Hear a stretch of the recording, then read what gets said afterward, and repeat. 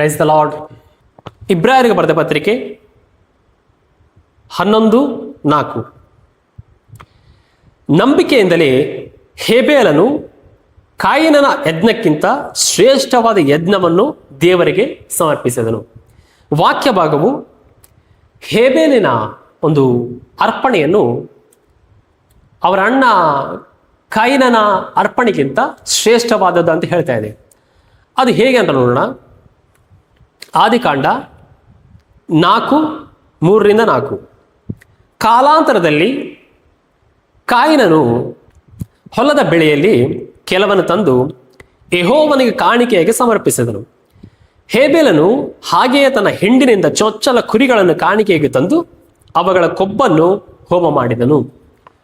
ನಾವು ನೋಡಬೇಕಾದ್ರೆ ಕಾಯಿನನ ಅರ್ಪಣೆ ಏನು ಅಂತಂದರೆ ಭೂಫಲ. ಆದರೆ ಹೇಬೇಲನ ಅರ್ಪಣೆ ಏನು ಅಂತಂದರೆ ತನ್ನ ಹಿಂಡಿನಲ್ಲಿ ಚೊಚ್ಚಲ ಕುರಿಮರಿ ಅಂತ ಹೇಳ್ಬೋದು.